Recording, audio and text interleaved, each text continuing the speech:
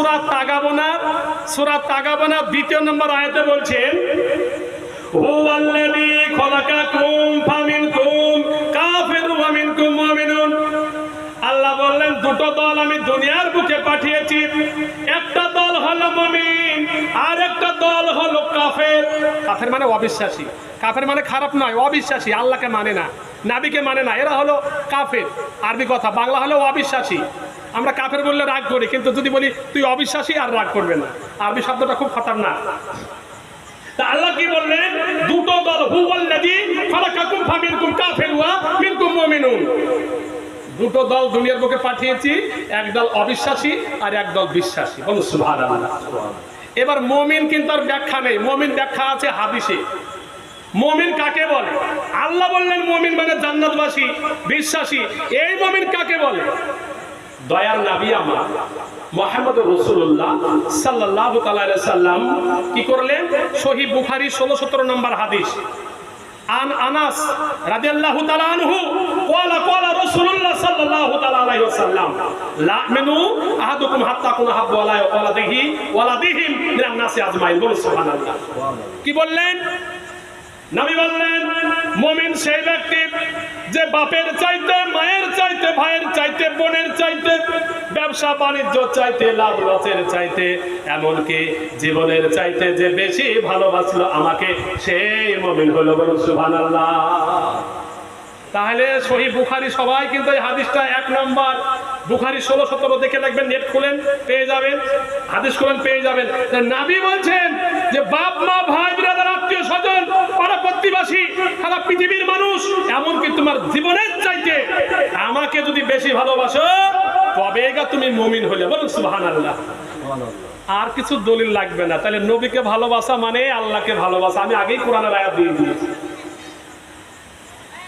এই জন্যে হযরত ওমর ফারুক রাদিয়াল্লাহু তাআলা আনহুকে বললেন দয়ার নবী, হে ওমর তুমি আমাকে কেমন ভালোবাসো? হযরত ওমর রাদিয়াল্লাহু তাআলা আনহু তিনি বললেন আপনাকে আমি আমার বাবা মার চাইতে বেশি ভালোবাসি। নবী বললেন তুমি মুমিন হতে পারলে না। বলে আপনাকে আমি বাবা মা আত্মীয় স্বজনের চাইতে বেশি ভালোবাসি। নবী আবার বললেন তুমি মুমিন হতে পারলে না। দয়ার নবী আমার যখন বললো মুমিন হতে পারলে না, হযরত ওমর ফারুক কি করলেন? তরবারিটা শটাং দিয়ে টান দিয়ে গলায় ধরে বললেন ইয়া রাসূলুল্লাহ, ইয়া হাবিবাল্লাহ, নবী গো আপনার জন্য আমি জীবন দিতে প্রস্তুত। বলুন সুবহানাল্লাহ। সঙ্গে সঙ্গে নবী বললেন এখন তুমি পূর্ণ। তাহলে বলা যায় আমার নবীকে যে ভালোবাসবে কখনো বেঈমান হয়ে মরবে না, কখনো কাফের হয়ে মরবে না, মুশরিক হয়ে মরবে না, বেঈমান হয়ে মরবে না। যদি নবীর প্রতি মহব্বত থাকে, মৃত্যুর সময় না হলে কালেমা পড়তে পড়তে ইন্তেকাল করবে। সহিহ বুখারী মুসলিমের হাদিস। আল্লাহর নবী আমার দয়ার নবী আমার মসজিদে নামাজ পড়তেন, মদিনার মসজিদে নামাজ পড়তেন, জুতো মোবারক রেখে এক ইহুদির ছেলে জুতো মোবারকটা বুকের উপরে নিয়ে থাকতে। বলুন সুবহানাল্লাহ। কদিন হাদিস বলছে ওই ছেলেটি 7 বছর নবীর জুতো মুবারকটা বুকে নিয়ে থাকতো। যখন নবী আমার নামাজ পড়া হয়ে যেত, বেরিয়ে আসতেন, তখন জুতো মুবারকটা নবীর পা মুবারকের সামনে দিয়ে দিতে। এরপরে নবী আমার একদিন দেখলেন জুতো মুবারক পড়ে রয়েছে, ছেলেটি নাই। দয়ার নবী বললেন এই আমার সাহাবারা আজ দেখছি ওই ছেলেটা আসে নাই, কেন আসে নাই তোমরা কি বলতে পারবে? বলল না আমাদের জানা নেই। বললো ছেলেটার খবর নাও, কেন আসলো না? এরপরে খবর নেওয়া হলো। আবু বকর সিদ্দিক রাদিয়াল্লাহু তাআলা আনহু তিনি বললেন ইয়া রাসূলুল্লাহ, ইয়া হাবিবাল্লাহ, নবী গো ওই ছেলেটার অসুখ হয়েছে। ওই ছেলেটা একটা আমাদের যেমন করোনা ভাইরাস হলো, সেই টাইমে এমন একটা ভাইরাস হয়েছে, সে ভাইরাস আক্রান্ত হয়েছে।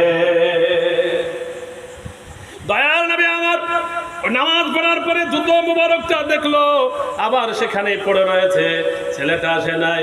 দয়ার নবী বললেন সাহাবারা গো ওই ছেলের আব্বুকে বলো আমি ছেলেকে দেখতে যাব। কি নবী আমার ইনসাফ! যাও তার আব্বুকে বলো আমি দেখতে যাব। সাহাবারা গিয়ে বললেন যে ভাইজান দয়ার নবী আপনার ছেলেকে দেখতে আসবে, আপনার ছেলে তো অসুখ। সম্মান করার জন্য সুন্দরভাবে একটা আপনার ভালো চেয়ার নিয়ে ভালো জায়গা করে দিয়েছে। আর উঠানে ওই ছেলেটা করোনা ভাইরাস, আমরা জানি হসপিটালে মা পড়ে আছে ছেলে যায় না, হ্যাঁ বাবা পড়ে আছে ছেলে যায় না। এই করোনা ভাইরাস এমন একটা ভাইরাস ছিল, ঠিক সেই টাইমে ওইরকমই মহামারী, ছেলেটাকে উঠানে রেখে দিয়েছে, বাবা মা উসরায় বসে আছে। দয়ার নবী আমার দরজায় কড়া দিলেন, ইহুদি দরজাটা খুলে দিল, বলল হুজুর আসুন। এবার সুন্দর জায়গায় না বসে দয়ার নবী আমার ওই উঠানে জল চকিতে ওই ছেলেটার মাথার পাশে বসে গেল। বলুন সুবহানাল্লাহ। ইহুদির স্ত্রী তারা চোখে তাকাতাকি করে, আমরা ভয়ে ছেলের পাশে বসি না, এখন দেখছি দিন দুনিয়ার বাদশা আমার ছেলের মাথার উপরে বসে আছে, মাথার পাশে বসে আছে, কপালে হাত দিয়ে দিয়েছে। হায়রে দয়ার নবী মায়ার নবী, আমরা মরণের ভয় করছি আর দয়ার নবী মরণের ভয় করে না। দয়ার নবী আমার ওই ভালো জায়গায় বসলো না, উঠানে ভাঙা জল চকিতে শুয়ে দিয়েছে ছেলেকে, পাশে বসে কপালে যেমন হাত দিয়েছে আর হাত মোবারকটা সঙ্গে সঙ্গে শট করে টেনে নিয়েছে। কারণ আজরাইল তখন জান কবজ করতে রেডি। মুসলিম বুখারী হাদিস। সুবহানাল্লাহ। দয়ার নবী আমার চোখ মুখ লাল হয়ে গেল।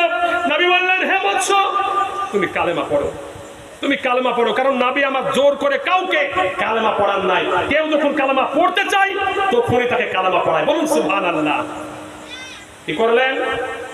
নবী বললেন, বৎস তুমি 7 বছর আমার যত মোবারক হয়েছো, তুমি আমাকে কত ভালোবাসো, তুমি বেঈমান হয়ে মরতে পারো না, তুমি একবার কালেমা পড়ো।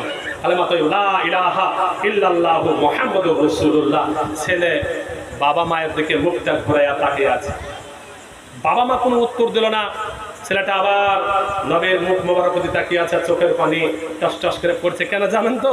নবীকে কাউকে যখন ভালোবাসা যায় তার পোশাককে ভালোবাসা যায়, কাউকে যখন ভালোবাসা যায় তার জুতোকে ভালোবাসা যায়।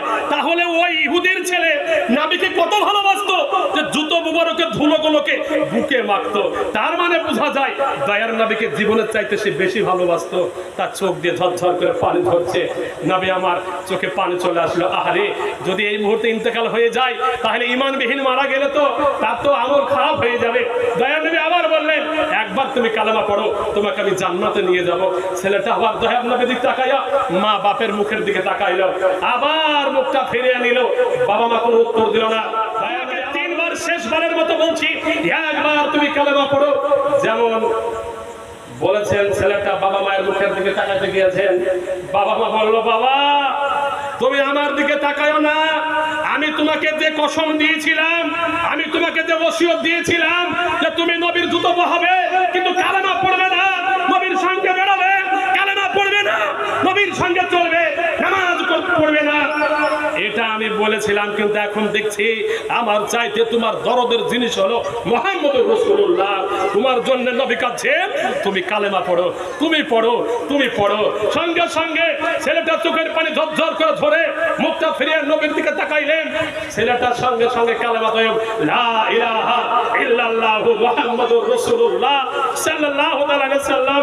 যখন কালেমা পড়লেন নবী মুচকি হাসলেন, চলে আসলেন সঙ্গে সঙ্গে। আহারে নবীর প্রেমিকেরা দিশে হারা, তারা মরণের ভয় করে না, প্রেম তো মরে না। প্রেম করিলেন মুসা নবী,